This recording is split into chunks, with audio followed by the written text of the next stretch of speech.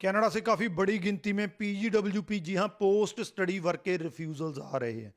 Reason simple common mistakes हैं जो students कर लेते हैं।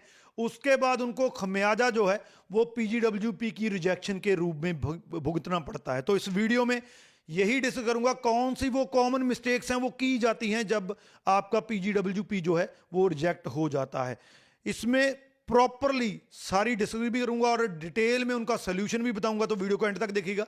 उससे पहले हमारा यूट्यूब चैनल जरूर सब्सक्राइब कर लीजिएगा क्योंकि इस पे आपको ऐसी ही इंफॉर्मेटिव वीडियोस देखने को मिलती है। इससे सबसे बड़ा जो कॉमन क्वेश्चन ये आता है कि जब मेरी स्टडी कंप्लीट हो गई तो क्या मेरे 180 डेज, क्योंकि आपको पीजीडब्ल्यूपी अप्लाई करने के लिए after completion of your study आपको 180 डेज मिलते हैं। काफ़ी बड़ा टाइम है, काफ़ी लंबा टाइम है।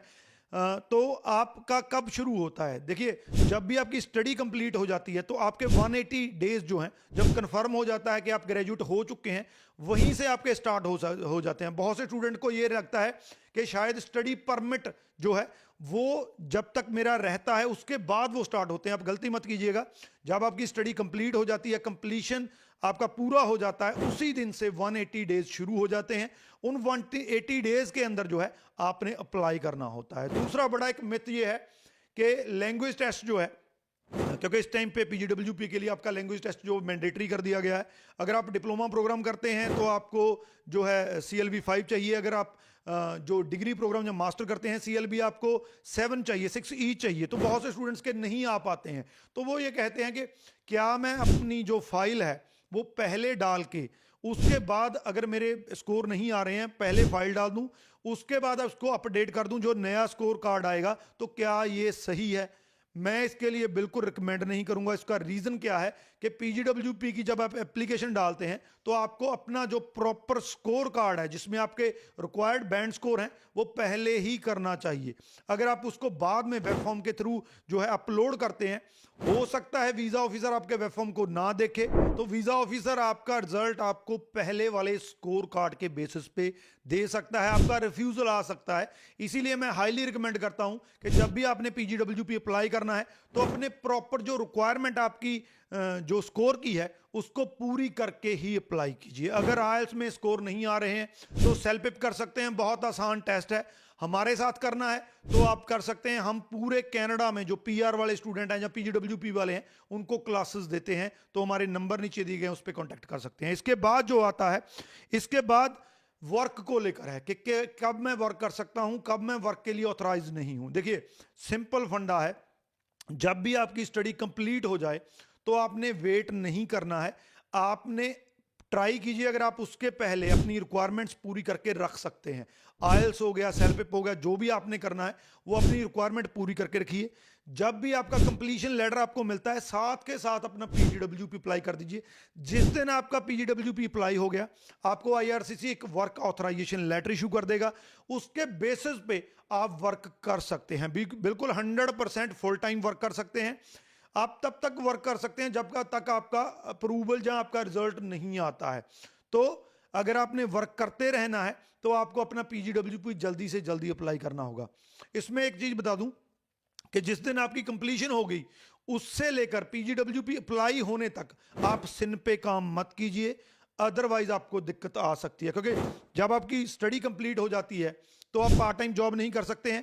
पीजीडब्ल्यूपी आपने अप्लाई नहीं किया है जिसकी वजह से आप ऑथोराइज नहीं है। इस चीज को ध्यान में रख लीजिए और दूसरों के साथ भी शेयर कर दीजिए, क्योंकि स्टूडेंट्स ये कॉमन मिस्टेक करते हैं जिसकी वजह से उनका पीजीडब्ल्यूपी जो है रिफ्यूज होता है। इसके बाद ट्रैवल को लेकर कईयों का बड़ा एक रहता है कि अगर मैं पीजीडब्ल्यूपी अप्लाई कर देता हूं तो क्या मैं ट्रैवल कर सकता हूं, अपने कंट्री में जा सकता हूं।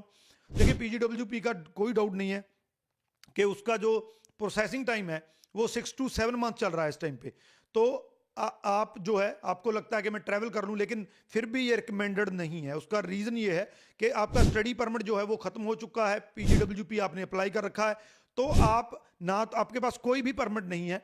जब आप अपने कंट्री में जाते हैं, वापस आते हैं, तो आप एक विजिटर के तौर पे जो है वो एंटर कर रहे हैं। तो कई बार सीबीएस से आपको आपकी एंट्री डिक्लाइन कर सकता है, वो आपको कह सकते हैं कि हम आपको एंटर नहीं करने देंगे। इसलिए आई हाईली हाईली रिकमेंड कि जब भी आपका पीजीडब्ल्यूपी अप्लाई हो, विदाउट एनी इमरजेंसी, अगर कोई इमरजेंसी है वो अलग बात है, तो आप अपने कंट्री में जो है ट्रैवल मत कीजिए, आउटसाइड कनाडा ट्रैवल मत कीजिए।